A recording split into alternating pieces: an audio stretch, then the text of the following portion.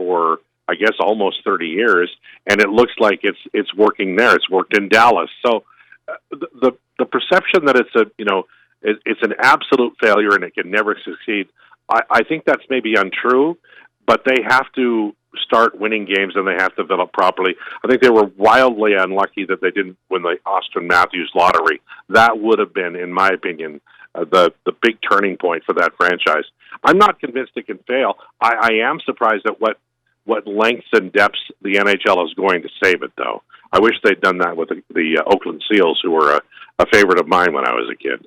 Oh, man, the Oakland Seals coming in '67 with the Flyers, the Penguins, and the Blues. Oh, and then they had those. Were they the team that had those whites or the white skate guards, or was it something like that? I don't remember what it was exactly, but I just remember they had some great looking uniforms. They did, and they were the original Seals uniform was actually a seal carrying a hockey stick. Don't ask me how they did it, but they did. Then they went to these beautiful Kelly green uniforms later on. The white skates were actually, they were black skates. They were just painted, and as the season would go on, the trainers were instructed just to keep painting them. And so at the end of the year, some of these skates weighed a lot more than they should have, and it probably contributed to the slow skating of some of those California Golden Seals players. But the Seals and the early expansion teams had the disadvantage because the people who were running them didn't realize that trading draft picks was going to be a disaster. So we have probably a decade's worth of bad decisions by expansion teams from 67 to 77 that really guided every team that came afterwards. Mm-hmm. And some teams figured it out, like the Flyers figured it out like right away. They had no dip. They actually bought an entire AHL team, the Quebec Aces. So they had more talent than anybody. They didn't have to trade for talent. They had it, and then they could draft and develop, and they did very well. But for a team like the Seals, they weren't that forward thinking, and their ownership was never as strong as it needed to be, and so they ended up making mistake after mistake. And finally, the Gund family moved them to Cleveland, and then eventually they became part of the Minnesota North Stars. Well, that's almost a perfect segue into what I wanted to talk about, our main subject today. Here on Weird with Webster, we kind of talk about weird sports history, and this has been perfect so far. So I wanted to talk a little bit about 1976 and additionally 1972, the Summit Series, and how those two tie in together. So what do you know about the 1972 Summit Series and how it ties in with 1976 and the Flyers and the Russians? Well, 72 was... It was people. I think it's easy to think of it as an exhibition series, an 8-game exhibition series, but it really wasn't that. It was really East versus West, and there was a lot we didn't know about the Soviet Union, so we had to fill in the blanks, and a lot of it was negative, and so it was closer to war on ice than it was an exhibition series. And the big surprise, I think, the reason why it's so famous is that the expectation for Canada in that 72 series was that it was going to be a walk, and it wasn't. They lost, more in Canada than they won in the 4 games that were played here.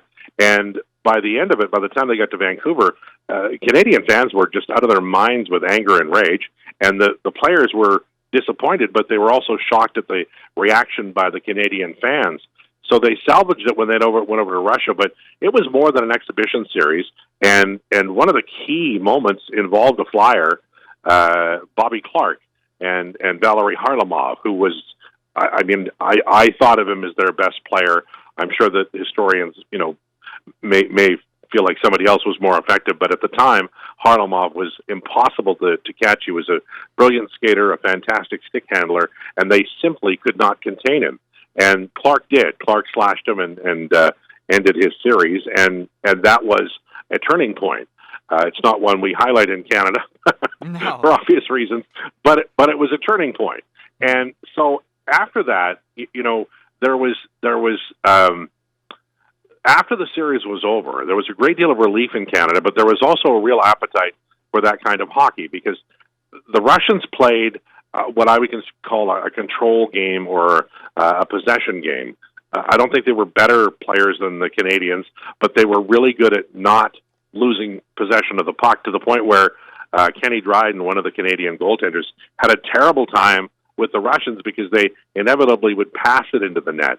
They were unbelievably patient, and so that style of hockey, the passing style of hockey, was interesting to Canadians, and it wasn't the style that the NHL teams were playing or that Team Canada played, and which was more individual. So there was an appetite to have them come over, and they did in '74 against the WHA. And the Philadelphia series that you're referring to, people may have forgotten of this, but by the time they played Philadelphia, that Russian team, which was a great team, had already beaten a lot of teams, and I believe they ended up winning the series against the NHL, something like 5-2 or something like that. But against Philadelphia, they met their match, and that series, that '76 NHL versus there was two. I think there was the Soviet Selects and the Moscow team, or maybe it was the Wings and the Selects. Yes, it was the but Wings. The Moscow yeah. team. Okay, the Moscow team was the strong team, the team that won, I think, 12 championships in 14 years in the Russian Super League. And when they came to Philadelphia, they ran into three things. They ran into a very physical team. The Ed Van Imp elbow is the most famous, but the Flyers were basically, Fred Sherrill figured out that you can't call every penalty if there's 5 penalties every shift. So because of that, there was people called it goons, but they were talented players, but they were very physical players. And then he also had an underlying group of really talented hockey players like Rick McLeish and Billy Barber, and Bobby Clark was also very talented.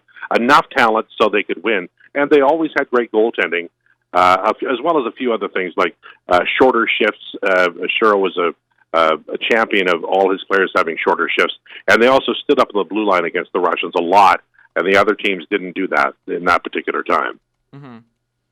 But you mentioned the great goaltending. I just think 1976 Stanley Cup almost immediately, where the Canadians took advantage of the Flyers, and Bernie Parent, he was injured for that series. But the main thing that too was the Russians leave the ice, and for 17 minutes we don't know if they're going to come back out onto the ice. They eventually do 17 minutes later after Ed Schneider kind of says you're not getting this $200,000 if you don't come back out on the ice. But then the Flyers score 17 seconds later. I think Reggie Leach was the one who scored that goal, and then they just went on from there. I think they outshot the Russians 49-13, which is just unheard of. They were just standing up at the blue line, and it was just an ugly game for the Russians, who had gone undefeated to that point. I believe they also tied Montreal, who would go on to win the Stanley Cup over the Flyers later that year. But the whole rivalry between Clark and Harlamov was kind of started in '72, kind of peaked in that '76 series, and then Clark goes on and plays a few more years with the Flyers, and then Harlamov, he doesn't make the '80 team, and he dies a year later in the car crash in '81. It's just interesting to see where these two guys kind of took these directions for their countries. I compare it to Rocky IV almost, and then tying it in with Creed 2 or whatever it was, where they're kind of embarrassed and they come back. But it's just like, why don't we see these series anymore? Is it because of the international play in the IHF that we've come used to?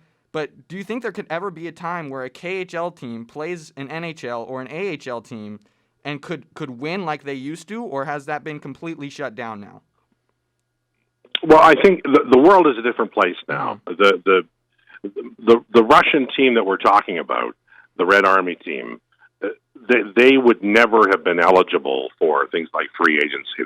The world has opened up, and it's ironic we happen to be talking about this subject at a time when the forces are pushing maybe in the old direction as opposed to what ended up happening in the 80s, which I think was beneficial for everyone. But when if all of the players from that Red Army team were eligible to sign in the NHL, they would have all gotten employment. They all would have been signed by by some teams. And the Russian players, there's so many really good ones. We know that over the years since Bure and others came over. We know how good Russian players are. But the idea that the Olympics becoming available for pro players really changed everything. So, and maybe, the last couple haven't had NHL players, and maybe there'll be a desire to go back, something like the Canada Cup or these series that we're talking about. But the general force that was at play in causing those series to end and then the Olympics to become the big event were political forces that were outside the NHL's control, opening up and having NHL teams draft a player from Russia and then have him sign and come over before he was 20, it just was not possible to think about that back then. Now it is, and hopefully we're not going back to an era where those things are no longer possible. But at the time, I would have loved to, as much a fan I was of Bobby Clarke, who was a truly great player. He really was. Mm-hmm. I would have loved to have seen Valery Harlamov's career in the NHL, if that had been afforded to all of us, because he was a great player, and they both were, and they were both great teams too. I mean, Tretiak was a great goaltender, and the goaltender Philadelphia had, Wayne Stevenson, had a great international career, and he was also a very fine goaltender. So I would have loved to have seen all of those guys play in the NHL. It wasn't possible. I've enjoyed watching Russians play in the however many that is, 45 years since, and hopefully we'll get to see Russians play in the world's best league for the next 50 years. Mm-hmm. But getting back to a singular tournament like that, I think the Olympics are it, and if they're not it, as the NHL I think would prefer to go to something else that they control and maybe get revenues from, then it would be a lot of NHL players on every nation's team, so we'd be familiar with those players. And we really weren't. I mean, we rarely saw, unless you watched the Olympics, you rarely saw Valery Harlamov. I probably saw him play less than 15 times in my life, and I watched a lot of international hockey, as much as I could get. Mm-hmm. And I think it's interesting too now with what's going on in Europe with Ukraine and Russia, seeing how we've kind of we're going, like you said, a little bit backwards in this step. It's going to be interesting to see where the Olympics go and where everything else goes with that. Alexander Ovechkin losing his sponsorship with CCM. I don't think he's going to lose out with anything on the Capitals. But another thing, too, is that the Flyers eventually would have to run into another almost all-Russian team, the Detroit Red Wings in the 1997 Stanley Cup. The Russian Five, Sergei Fedorov and Konstantinov, all those guys were just... This was before I was even born. I've seen the Flyers play in one Stanley Cup as a Flyers fan, but Jonathan Toews and the Blackhawks in 2010. But I think it's funny that the relationship that these two teams have, the Flyers being one of the most, I don't know if it's safe to say, but one of the most hated teams. They've kind of slowed that pace, and one of the most hated hockey teams in Russia. They always kind of seem to butt heads a little bit, and the Flyers have had some pretty good Russian players now, Ivan Provorov currently being one of them. But, it's interesting to see how these two kind of came into a full circle. It's true, and there's so many great stories about that Red Wings team. In the book Road to Hockeytown, Jim Devellano tells the story of the first time in an exhibition game, he had all 5 Russians on the ice, and there were 2 breakaways in the first shift, and both were by defensemen. And Bowman was pulling his hair out on the bench because the Russian style was to rotate through, so the defenseman could end up being the center, depending upon it, because it was all man-to-man. And Bowman did not, and the Red Wings did not play that style. So he had some real teaching to do, but they were so brilliant. That was such a brilliant team.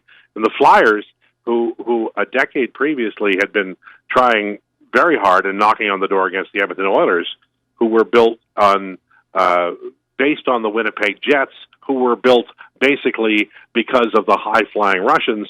So the Flyers got their full Phil, of that style of hockey. But that great Flyers team, if you go back to, during my lifetime, probably one of the 5 or 6 best teams not to win a Stanley Cup because they were very good. And now it's been almost 50 years since the Flyers have won a cup. Still waiting, and it's not looking great right now.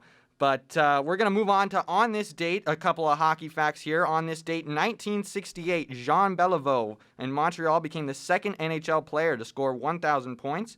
And then in 1968 as well, in a blockbuster trade, the Toronto Maple Leafs sent future Hockey Hall of Fame left wing Frank Mahovlich to the rival Detroit Red Wings.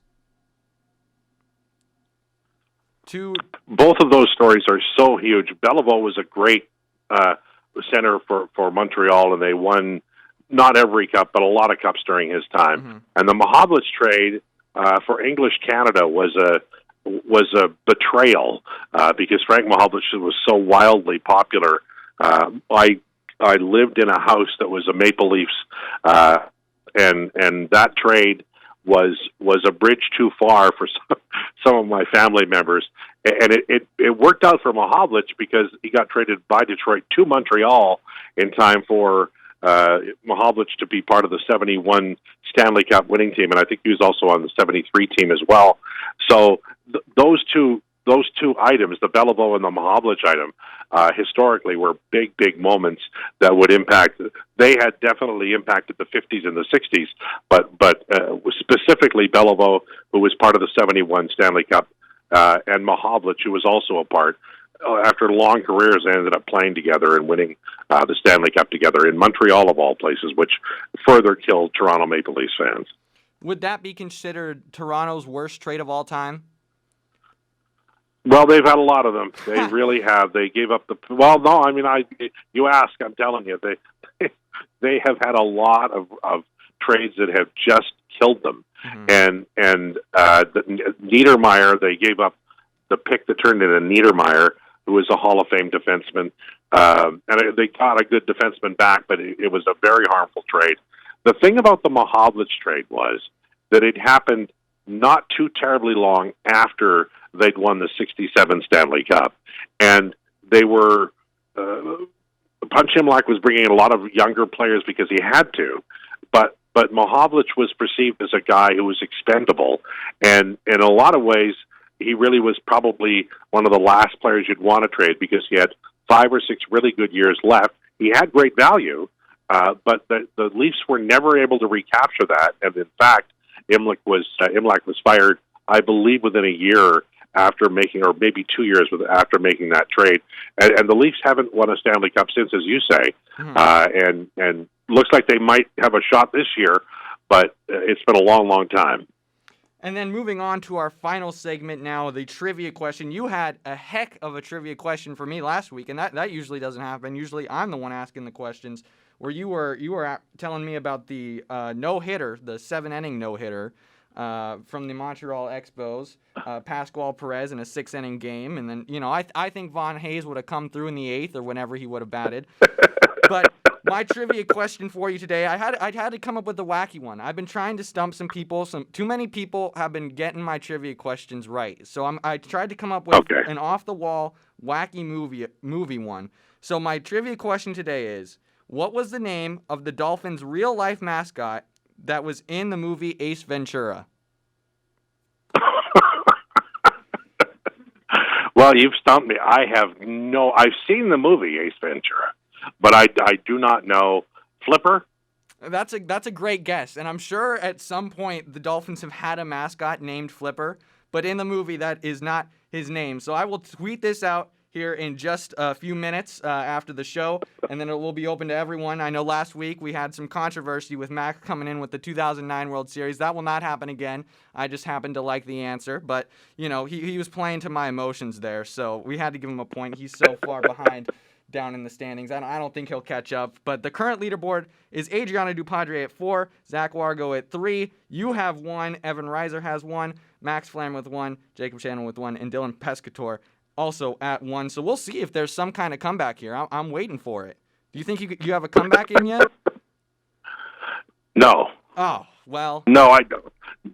No, especially if you ask NFL stuff, because the NFL is like such a big league. You've got to follow it day to day. Oh yeah. And I honestly, I'm out on mascots. You got me there. I know Youppi and a few others, and that's it. And the Flyers guy, I love him. Whatever that. Gritty, yeah, Gritty. Oh God, Gritty's like the biggest, best mistake in history. I love Gritty. Maybe we'll have to do a history of Gritty one time. Maybe that'll be next week or something. We'll see. But thank you very, very much for joining me today. I very much appreciate it. Where can the viewers find you now? They can find me on Twitter's the easiest way, at Lowetide, Lowetide. Also, I write for The Athletic Edmonton. I got an article up there right now about what the Oilers may or may not do and what Ken Holland's patience is. And they can tune in at tsn1260.ca or live if you're driving through Edmonton. Awesome. That's great. And that'll do it for us here at Weird with Webster. We will be off next week due to spring break, but we will be back the next Thursday after that, and we will see you all then. Hello, Jackson Webster here, local Blaze Radio specialty show hoster and sports enthusiast. Are you bored from 2 to 2:30 every Thursday? Are you constantly wondering why there's no shows about sports history and facts that you can use in your articles and broadcasts? Well, you're in luck. There is Weird with Webster. Finally, there's a show that covers all your sports history needs, from the 1925 Chicago Cardinals to the time an MLB pitcher got struck by lightning. Learn the stories that will make you the historian in the newsroom. This semester, learn sports history with Webster. So tune in to BlazeRadioOnline.com on Thursdays from 2 to 2:30. See you then.